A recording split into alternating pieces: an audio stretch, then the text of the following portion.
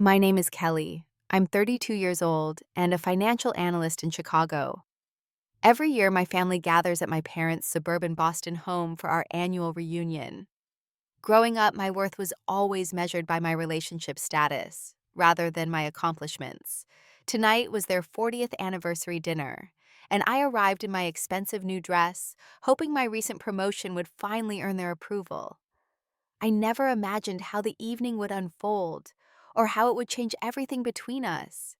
If you're watching this, drop a comment letting me know where you're viewing from. And don't forget to hit that like and subscribe button as I take you through a night that completely transformed my relationship with my family forever. I come from what most would call a traditional American family. My father built his career as a respected attorney at a Boston law firm, while my mother established herself as a dedicated physician at Massachusetts General Hospital. They were the embodiment of success in our community, and from an early age, they instilled in us the importance of achieving the American dream, complete with the picturesque house, respectable career, and of course, the perfect family. Growing up in our New England home with its pristine white fence and manicured lawn, everything appeared perfect on the surface.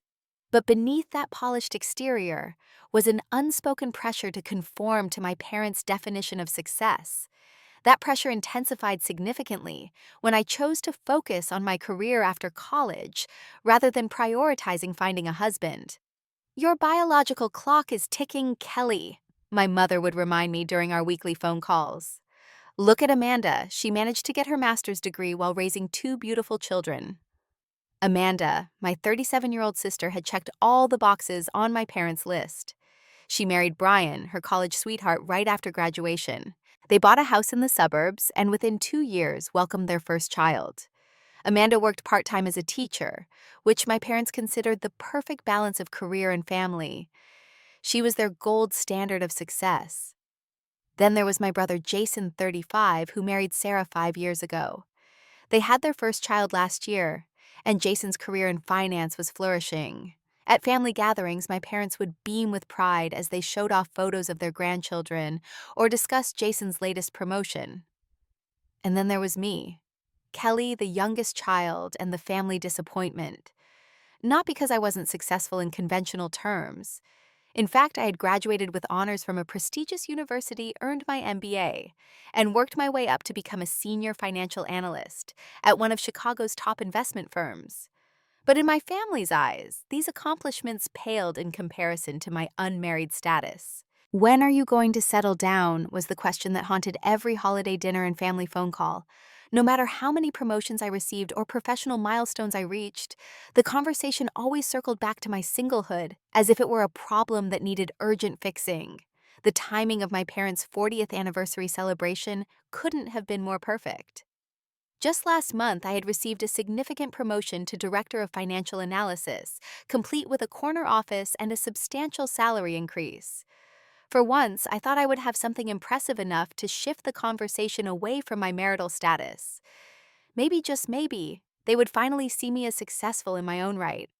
I spent weeks preparing for this dinner. I purchased a stunning midnight blue dress that cost nearly 2 weeks' salary, had my hair professionally styled, and even rehearsed a short speech congratulating my parents on their anniversary, while subtly weaving in my recent achievement. I also bought them an expensive anniversary gift, a weekend getaway to a luxury resort in Vermont that had cost me a significant portion of my recent bonus. In the weeks leading up to the celebration, I found myself daydreaming about the moment my parents would finally look at me with the same pride they reserved for my siblings. I imagined my mother embracing me, telling me how proud she was of my accomplishments. I pictured my father raising a toast to my success. These fantasies played in my mind like a movie, fueling my excitement for the upcoming event.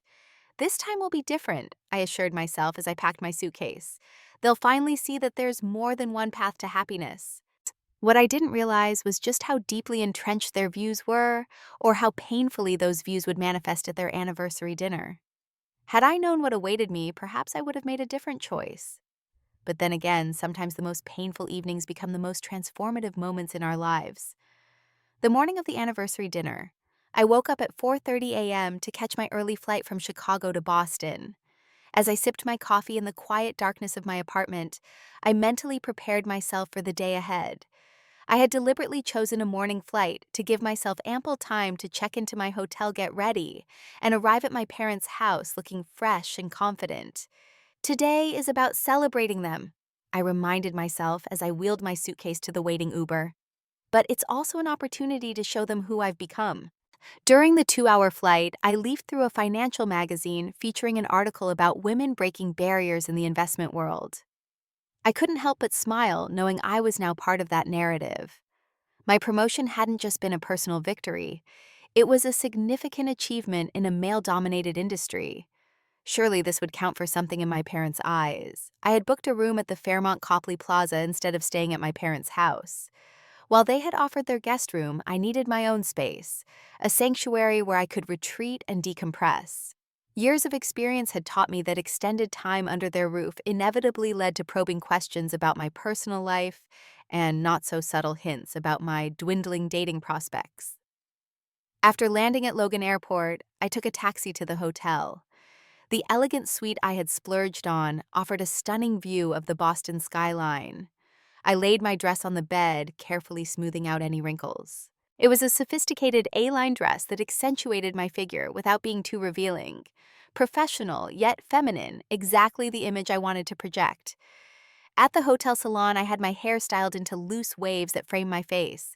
The stylist complimented my natural auburn hair, noting how it complemented my green eyes. I chose subtle makeup that enhanced my features without looking overdone.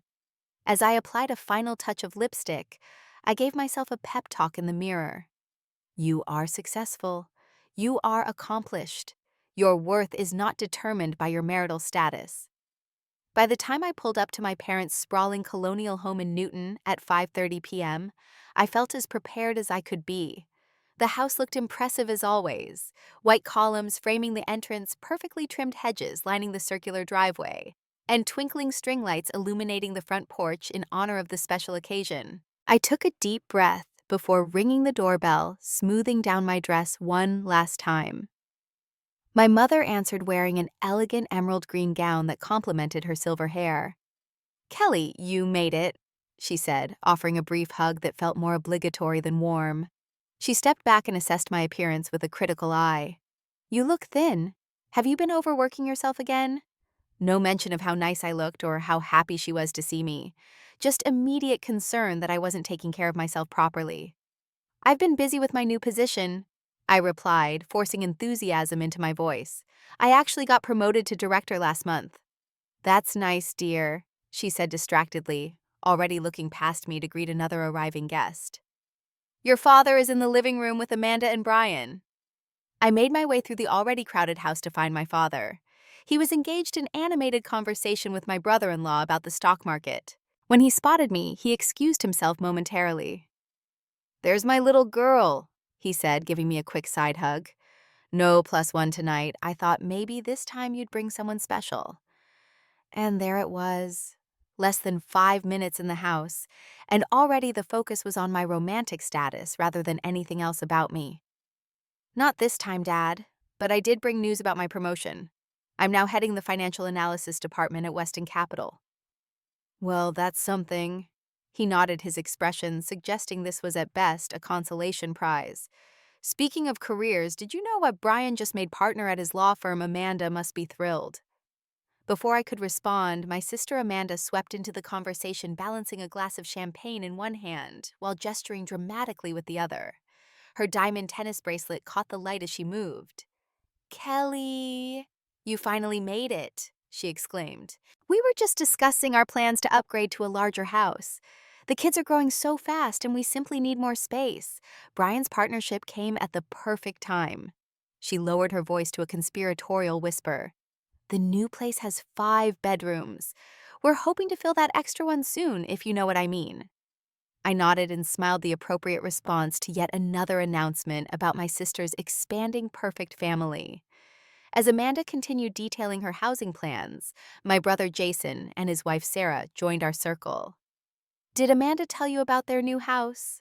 Sarah asked, placing a hand on her slightly rounded stomach, a not-so-subtle reminder that they were expecting their second child.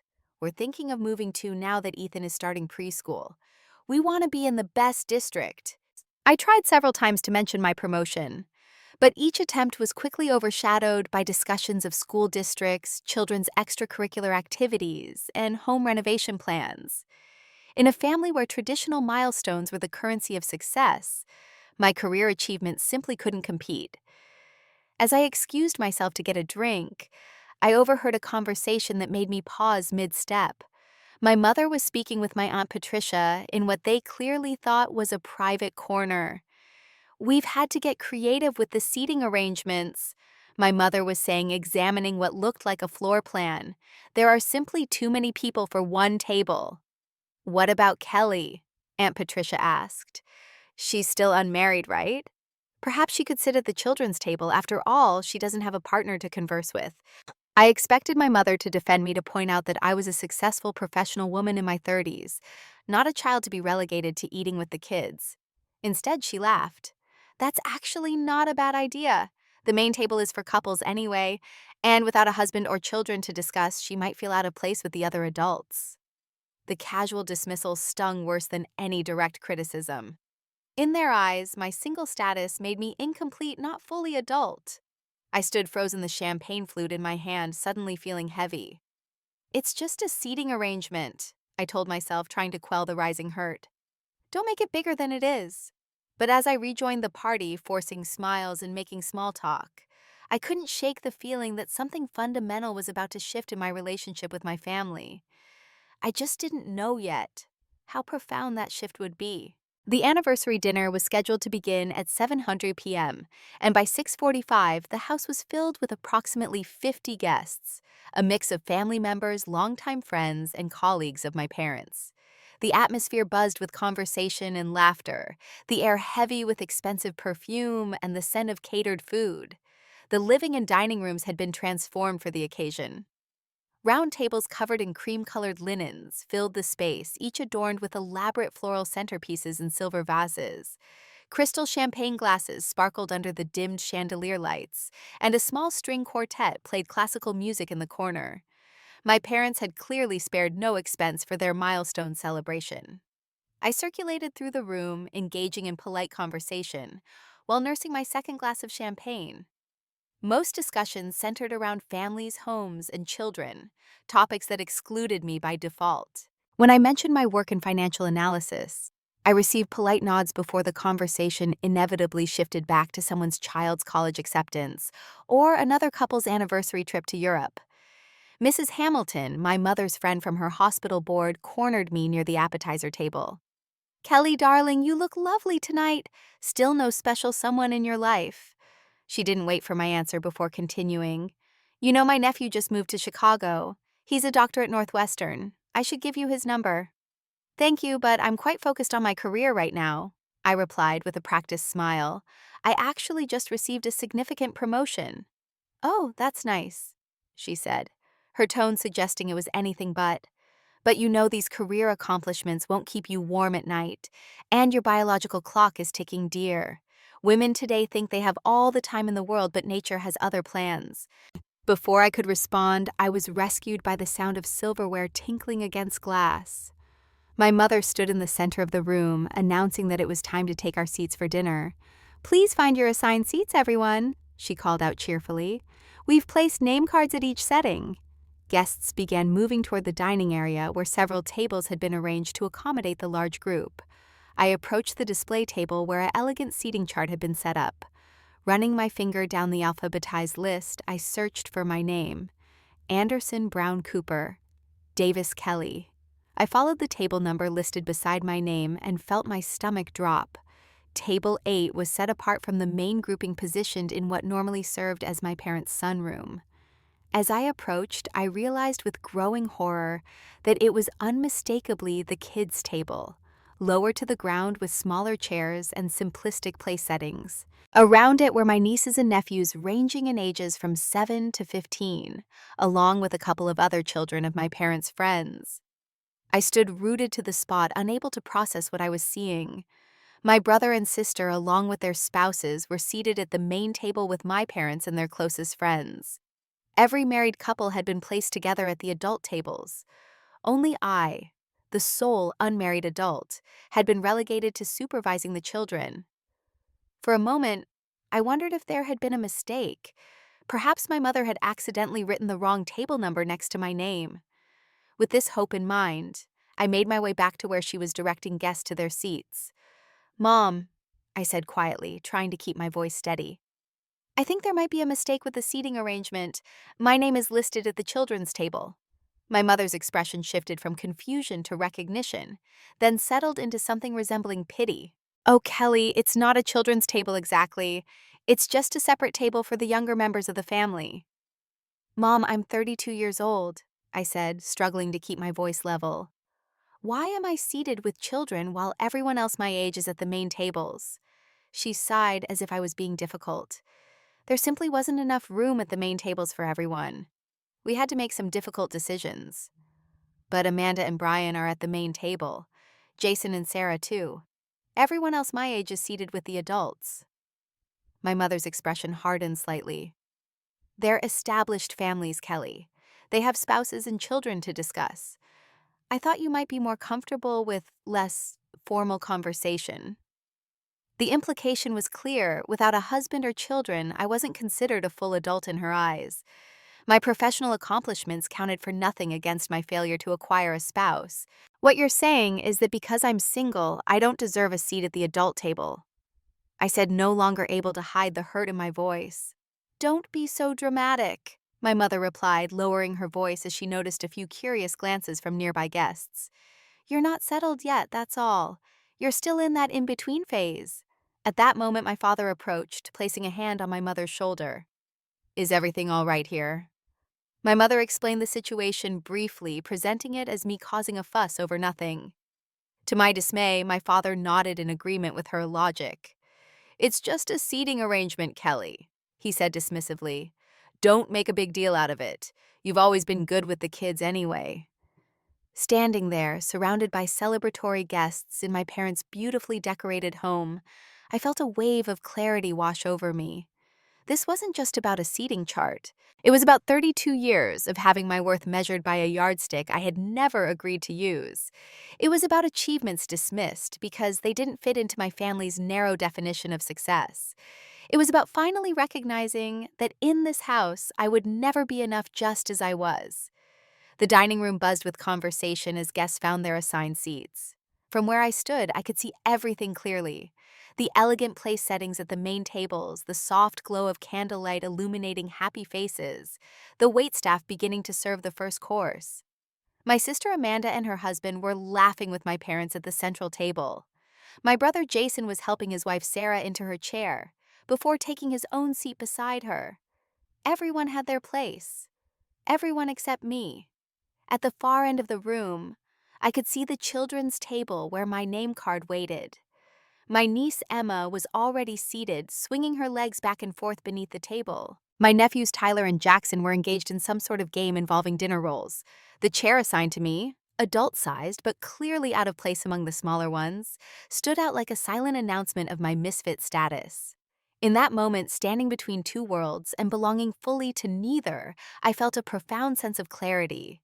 This small, seemingly insignificant seating decision represented everything wrong with my relationship with my family. For years, I had contorted myself trying to earn their approval, while simultaneously building a life that felt authentic to me. I had accepted their backhanded compliments, endured their probing questions about my love life, and swallowed my hurt when my accomplishments were dismissed. And for what? To be literally seated at the children's table at age 32, the realization wasn't accompanied by anger, though that would come later. Instead, I felt an overwhelming sense of calm. The decision I needed to make suddenly seemed obvious, as if it had been waiting for me to notice it all along. With steady hands, I retrieved the anniversary card and wrapped gift I had set aside earlier. I placed them carefully on the gift table, running my fingers over the elegant silver paper one last time. Then, with my head held high, I made my way to where my parents stood, greeting late arrivals. "Mom, Dad," I said, my voice surprisingly steady, "I wanted to congratulate you again on 40 amazing years together. Your gift is on the table." My mother looked momentarily confused. "Aren't you going to sit down? They're about to serve the soup course." I smiled a genuine smile, despite the circumstances. I'm afraid I won't be staying for dinner after all. What do you mean? My father's brow furrowed. You flew all the way from Chicago for this. Yes, I did. I agreed. And I'm glad I came because it's helped me see something important. I took a deep breath before continuing. I'm not a child and I won't be treated like one anymore. I have built a successful life and career that I'm proud of, even if it doesn't include a husband at the moment. My mother's expression shifted from confusion to alarm as she realized I was serious. Kelly, you're making a scene over a simple seating arrangement. No, Mom, I'm finally standing up for myself after years of feeling diminished in this family. I love you both and I wish you a wonderful anniversary. But I need to go. Without waiting for their response, I turned and walked toward the front door. As I passed through the dining room, conversations hushed, and I felt curious eyes following my departure. I didn't look back, not even when I heard my mother call my name in a strained whisper. The cool evening air hit my face as I stepped outside, bringing with it a profound sense of liberation mixed with sorrow. Tears pricked at my eyes, but I blinked them back, unwilling to let them fall until I was safely away from the house. The weight of expectations I had carried for so long seemed to lift slightly with each step I took down the driveway. I got into my rental car and sat for a moment, hands gripping the steering wheel. Only then did I allow the first tears to fall silently, streaming down my cheeks. They weren't just tears of hurt, they were tears of release, of finally acknowledging the pain I had suppressed for years. As I drove back to my hotel, the reality of what had just happened began to sink in. I had walked out on my parents' anniversary dinner. I had publicly refused to accept the role they had assigned me. There would be consequences, explanations, demanded relationships to repair or reevaluate. But for the first time in my adult life, I had prioritized my own dignity over their approval. Back in my hotel room, I kicked off my heels and sat on the edge of the bed. My phone showed several missed calls from my mother, but I wasn't ready to talk yet.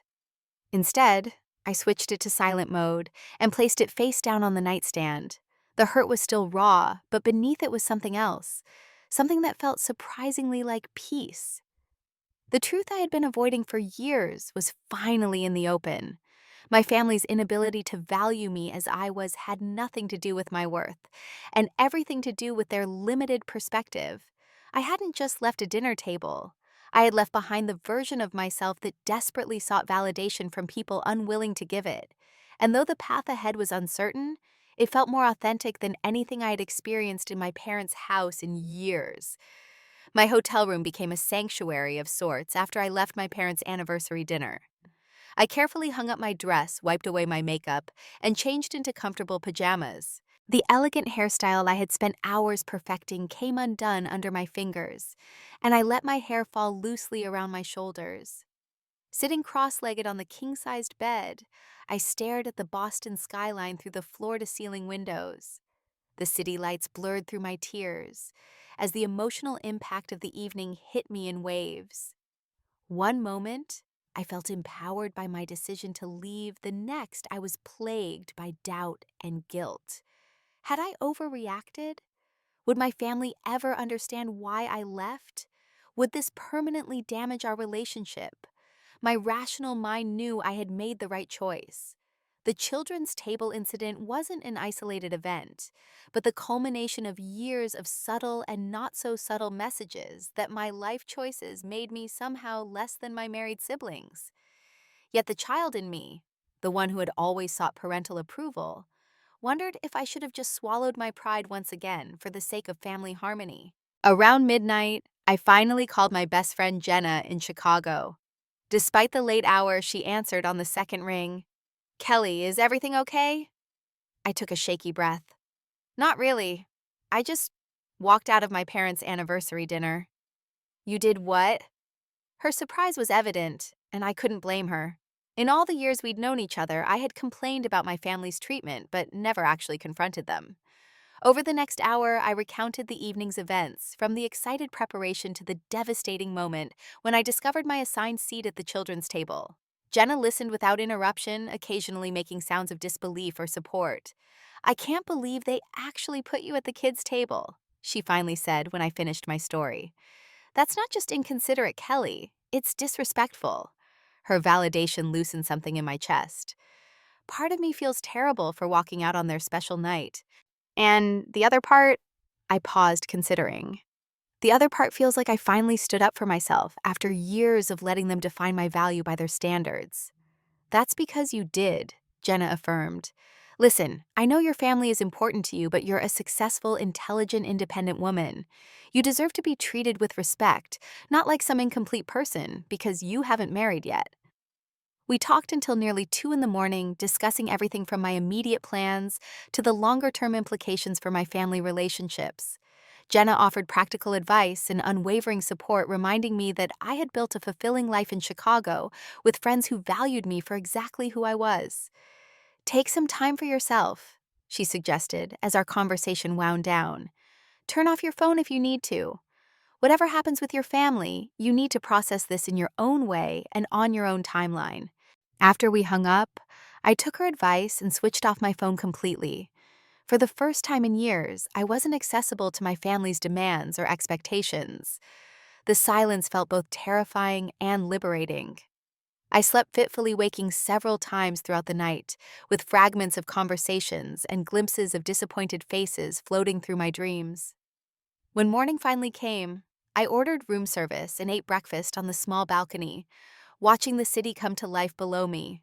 Around noon, I finally turned my phone back on, bracing myself for the aftermath. The screen immediately lit up with notifications, 27 missed calls, 43 text messages, and numerous voicemails. Most were from my parents and siblings, their timestamps showing increasing frequency and urgency as the night progressed. I scrolled through the text messages, noting the evolution of their tone. From Mom, 8:15 p.m. Kelly, this behavior is completely unacceptable. Come back immediately. From Dad, 8:30 p.m. Your mother is upset. Whatever point you're trying to make, this isn't the way to do it. From Amanda, 9:05 p.m. Way to make Mom and Dad's anniversary all about you. Real, mature Kelly. From Jason, 9:28 p.m. Mom's crying, Dad's angry. Thanks for ruining their night. Maybe this is why you're still single. Everything has to be on your terms. As the night progressed, the messages shifted from anger to concern. From Mom, 11:45 p.m. Kelly, please just let us know you're safe. We're worried about you. From Dad, 12:30 a.m. Your mother can't sleep. Just text us that you're okay. From Amanda, 1:15 a.m. Look, I'm still mad at you, but please just respond so everyone knows you're all right. The most recent messages sent early this morning ranged from apologetic to defensive. From Mom, 7:30 a.m. Kelly, please call me. I didn't realize the seating arrangement would upset you so much. We need to talk about this. Dad, from Dad, 15 a.m. Your mother barely slept. We understand you were upset, but walking out on a family celebration was disrespectful. Call us when you're ready to discuss this maturely. I set the phone down, feeling surprisingly detached from the family drama unfolding in my messages. Their reactions were exactly as I would have predicted. Initial anger that I had disrupted their perfect evening, followed by concern about my whereabouts, and finally, a mixture of defensive justification and grudging acknowledgement that perhaps they had hurt me. What surprised me, however, were some messages from extended family members. From Grandma Rose, 10:20 p.m. Kelly, dear, I heard what happened. For what it's worth, I think you showed remarkable courage. Call me when you can. Love you. From Cousin Lauren, 11:05 p.m. Just heard about dinner. Wish I had your guts. Been treated like the family failure for being divorced at 29. Let's grab coffee before you head back to Chicago. These unexpected allies made me realize that I wasn't alone in feeling marginalized by my family's traditional values. Others had apparently been suffering in silence too, watching from the sidelines as the family hierarchy reinforced itself at every gathering. Rather than immediately calling my parents back, I made a decision that would have been unthinkable just 24 hours earlier. I changed my plans. I canceled my flight back to Chicago, scheduled for that afternoon, and booked a train ticket to New York City for the following day.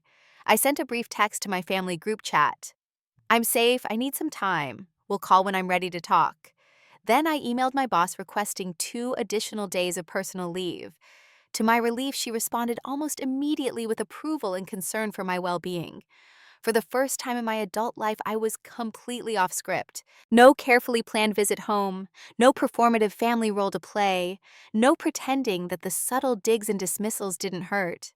Instead, I had 2 unexpected days to myself, and the freedom to use them however I chose. The realization was terrifying and exhilarating in equal measure. I had always been the responsible one, the planner, the people pleaser. Deviating from expectations wasn't in my nature, yet here I was deliberately choosing a path my family wouldn't approve of, prioritizing my emotional well-being over their comfort. As I looked out at the Boston skyline again, I realized this wasn't just about a children's table at a dinner party. It was about reclaiming the narrative of my own life, a narrative that had been written largely by others until now. The Amtrak train pulled out of Boston's South Station at 9:15 the next morning, carrying me away from the emotional battlefield of my family home toward the welcoming anonymity of New York City. I had chosen a window seat, watching the urban landscape gradually give way to the lush greenery of the Massachusetts countryside. The gentle rhythm of the train had a calming effect, providing a much-needed buffer between the intense emotions of the previous night and whatever awaited me in the days ahead. For these 4 hours, I was suspended between worlds, not quite escaping, but not quite facing reality either. About an hour into the journey, an elderly woman took the seat beside me. She had silver hair styled in an elegant bob and wore a vibrant blue scarf that brightened her entire appearance.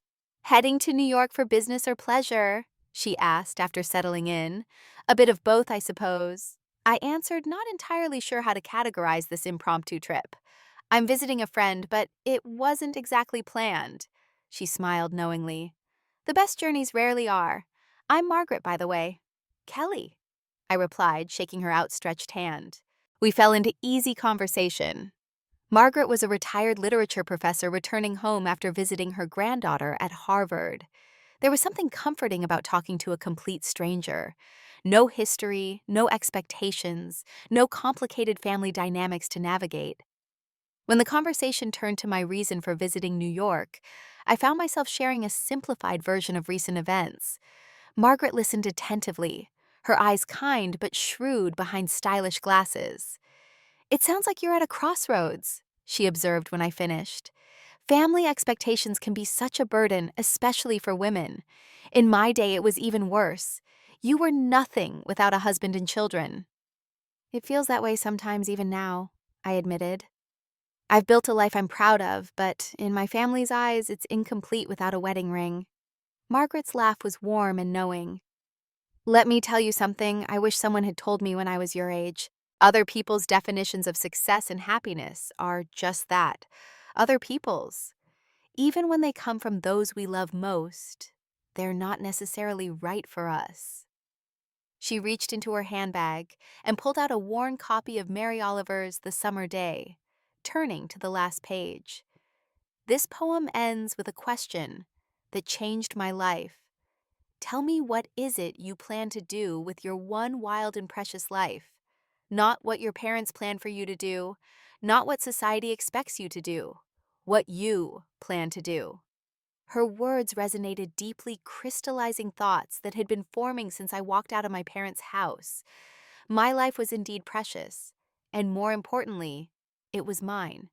The choices that shaped it should be mine as well, even if they didn't align with my family's vision. By the time we reached Penn Station, I felt lighter somehow. Margaret and I exchanged email addresses, and she hugged me goodbye with surprising strength for her small frame. "Remember, dear," she said as we parted, "it's never too late to start living by your own definitions." I carried her words with me as I navigated the bustling streets of Manhattan toward my friend Rachel's apartment in Chelsea. Rachel and I had been roommates in college, and though our paths had diverged after graduation, we had maintained a close friendship. Unlike my other close friends, Rachel had never married. At 33, she had built a successful career as a graphic designer for a major advertising firm, lived in a beautiful apartment she owned herself, and had created a life filled with art travel and meaningful relationships. By my family's standards, she would be considered incomplete, But observing her life from the outside, all I saw was fulfillment and joy. Rachel welcomed me with a tight hug and an uncanny ability to sense my emotional state. "You look like you need wine takeout and a judgment-free zone to vent," she declared after one look at my face. "Lucky for you, I can provide all three." Over Thai food and generous glasses of red wine, I recounted the full story of the anniversary dinner disaster. Rachel listened without interruption, occasionally shaking her head in disbelief or squeezing my hand in support. "I'm not surprised you finally snapped," she said when I finished. "Honestly, I'm proud of you. The Kelly I knew in college would have sat at that kid's table and pretended it didn't bother her." "I almost did," I admitted. "For a moment, I considered just going along with it to avoid making a scene." "But you didn't," Rachel pointed out. "You chose self-respect instead. That's huge, Kelly." As our conversation continued late into the night, Rachel shared her own journey to self-acceptance. Like me, she had faced pressure from family and friends to prioritize finding a partner. Unlike me, she had rejected those expectations years ago. "The turning point came when I realized I was dating men I didn't even like just to have someone to bring to family events," she explained. "One day, I asked myself, who am I trying to please? And am I willing to compromise my happiness to please them?" Her words struck a chord. How much of my life had been shaped by the desire to gain my parents' approval? How many choices had I made with their reaction in mind, rather than my own happiness? "The irony," Rachel continued, "is that once I started living authentically, my relationship with my family actually improved. There was tension at first, sure, but eventually they had to either accept me as I am or lose me from their lives. Most chose acceptance." "I don't know if my parents are capable of that kind of acceptance," I sighed. "Their values are so deeply ingrained." "Maybe not immediately," Rachel conceded. "But you've disrupted the pattern, Kelly. You've shown them that the old rules no longer apply. That's the first step toward any real change." That night, sleeping on Rachel's pull-out couch, I felt a strange sense of peace despite the uncertainty ahead. I had no idea how my relationship with my family would evolve from here, but for the first time I was approaching that relationship from a position of strength, rather than insecurity. The next morning, I finally worked up the courage to call my mother. Her voice when she answered was a mixture of relief and lingering irritation. "Kelly, thank goodness. We've been worried sick about you." "I'm fine, Mom. I'm in New York with Rachel. I needed some space to think." There was a pause before she responded. "I still don't understand why you reacted so strongly to the seating arrangement. It wasn't intended as an insult." I took a deep breath, determined to remain calm. "That's part of the problem, Mom.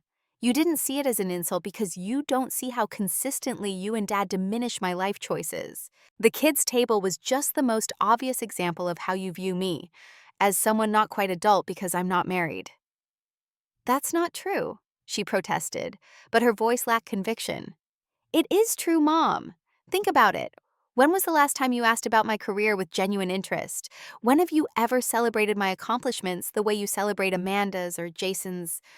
The silence that followed told me my words had hit home. When she finally spoke again, her tone was more subdued. "I never meant to make you feel less valued, Kelly. I know you didn't, Mom, but intention doesn't change the impact." I paused, gathering my thoughts. "I love you and Dad. I want a relationship with you.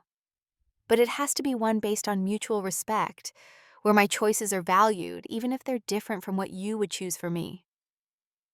The conversation that followed wasn't easy. There were moments of defensiveness, misunderstanding, and hurt feelings on both sides. But it was also the most honest conversation we'd had in years, possibly ever. We didn't resolve everything in that one call. Years of established patterns couldn't be undone in a single discussion. But we had taken the first tentative step toward a new kind of relationship. As I hung up the phone, I realized that walking away from that dinner table had been more than just a momentary act of defiance. It had been the beginning of a journey toward authentic self-acceptance, one that would reshape not just how my family saw me, but more importantly, how I saw myself. When I returned to Chicago 3 days after my parents' anniversary dinner, I felt like a different person stepping into the same life. My apartment with its sleek furniture and carefully chosen artwork was exactly as I had left it. My routines and responsibilities awaited me unchanged, yet I approached them with new eyes and a shifted perspective. The first change I noticed was in how I experienced my own space. What had once felt like a temporary living situation, a stopping point on the way to the real adult life my family expected, now felt like a deliberate choice. I walked through each room appreciating the life I had built for myself. The bookshelf filled with finance texts and historical novels. The kitchen where I taught myself to cook elaborate weekend meals. The comfortable sofa where I hosted wine nights with friends. This wasn't a consolation prize or a waiting room. This was my life carefully crafted according to my values and preferences. And for perhaps the first time, I felt completely at peace with it. At work, I approached my new role as director with renewed confidence. Without the nagging voice in my head questioning if my career achievements really counted, I found myself speaking more assertively in meetings and taking ownership of my expertise in ways I hadn't before.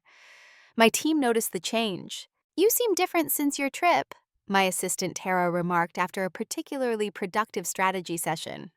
"More certain somehow." I smiled, realizing she was right. The certainty came from finally accepting that I was the authority on my own life, not my parents, not societal expectations, not even well-meaning friends. The decisions that shaped my days and years were mine to make, and I no longer felt the need to justify them to anyone. The most significant changes, however, came in my relationship with my family. For the first 2 weeks after the dinner incident, communications were strained and minimal. I exchanged brief texts with my parents, assuring them I was well, but maintaining the emotional distance I needed to process everything. During that time, I sought the help of a therapist to work through the complex feelings the incident had stirred up. Dr. Winters, a compassionate woman in her 50s, helped me untangle the web of family dynamics, cultural expectations, and personal values that had created the perfect storm at the anniversary dinner. "What you're describing is actually quite common," she explained during our second session. "Many adults, particularly women, struggle with the disparity between how they see themselves and how their families continue to perceive them." The children's table incident was symbolic of a much deeper issue. With her guidance, I began to see patterns that had shaped my relationship with my family since childhood. The subtle ways achievement was defined differently for my siblings and me, how certain life choices were celebrated while others were merely tolerated.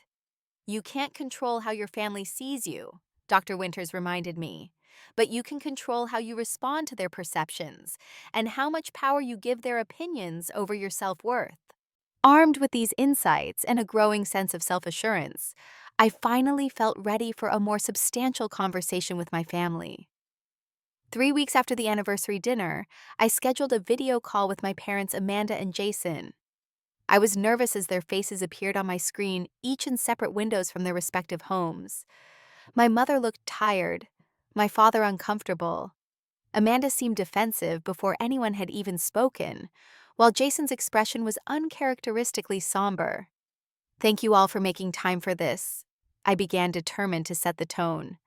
"I wanted us to talk because what happened at the anniversary dinner brought up issues that have been affecting our family dynamics for years."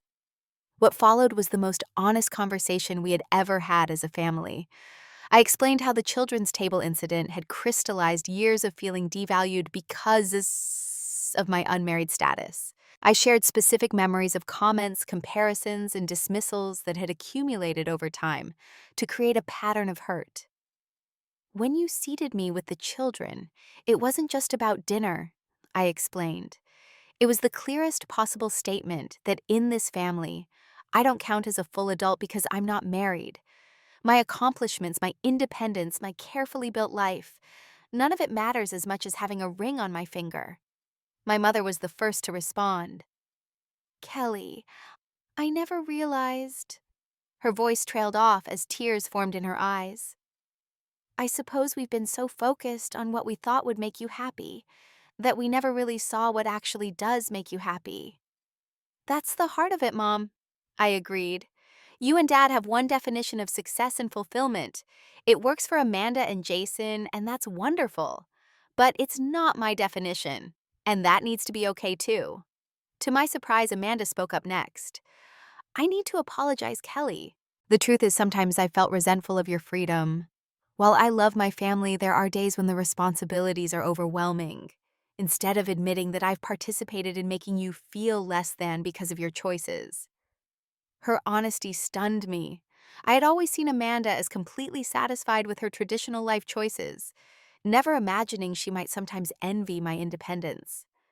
Jason looked uncomfortable, but added, "I'm sorry about that text I sent about this being why you're single. That was a low blow. I think sometimes we've all bought into this idea that there's only one right way to live, and that's not fair to you." My father, always the most traditional among us, struggled the most with the conversation. "I don't understand why being unmarried is suddenly something to celebrate," he admitted bluntly. "In my day, family was everything. Dad family is important to me too," I explained gently. "But family can take many forms. My close friends, my mentors at work, the community I've built in Chicago, that's family too. And one day I might meet someone and choose to marry. But if I do, it will be because that relationship adds value to an already complete life, not because I need it to feel whole." We talked for nearly 3 hours that evening, moving from difficult admissions to tentative understanding. Not everything was resolved, and I knew it would take time for new patterns to replace the old. But it was a beginning, a first step toward a family dynamic based on mutual respect rather than conformity. In the months that followed, I saw small but significant shifts in how my family related to me. My mother began asking more questions about my work, showing genuine interest in my financial analyses and career goals. My father, though, still clearly hoping I would settle down, eventually made a point of acknowledging my professional achievements. When Thanksgiving rolled around 2 months after the anniversary dinner incident, I approached the family gathering with cautious optimism. To my relief and surprise, the holiday was markedly different from previous years. We all sat at one large table, with no distinction between married and unmarried adults. The conversations ranged widely beyond children and spouses. And when I shared news about a major client account I had secured, my accomplishment was met with genuine congratulations. Most tellingly, when a distant relative asked the dreaded, "So are you seeing anyone special?" question my mother intercepted before I could answer. "Kelly just landed Westridge Corporation as a client," she said proudly. "It was quite competitive, and she developed the winning strategy." That simple redirection, valuing what I had accomplished rather than what I lacked by traditional standards, meant more to me than any elaborate apology could have. The healing process continued in small ways. My relationship with Amanda deepened as we moved beyond the comparative dynamic that had defined our adult interactions. We began having monthly sister calls where we shared the real challenges and joys of our different life paths, no longer pretending either had the perfect situation. With Jason, progress came through a shared interest in finance that had previously been overshadowed by family politics. He began sending me articles related to my field and occasionally asking for my professional opinion on investment matters. Throughout this period of family reconstruction, I continued my therapy sessions with Dr. Winters, working through layers of ingrained patterns and expectations. I also expanded my social circle in Chicago, cultivating what Rachel had called a chosen family, people who valued me for exactly who I was without conditions or qualifications. This network included Jenna, who had been my steadfast supporter through the whole ordeal, colleagues who became friends as I allowed myself to be more authentic at work, and new acquaintances who entered my life once I stopped evaluating potential relationships through my family's traditional lens. I even began dating again, but with a fundamental difference. Rather than approaching relationships as a path to completing myself or meeting family expectations, I saw them as potential additions to an already fulfilling life. This shift in perspective attracted different people and created healthier connections based on mutual respect rather than societal pressures. 6 months after the children's table incident, I could honestly say I was happier and more at peace than I had been in years.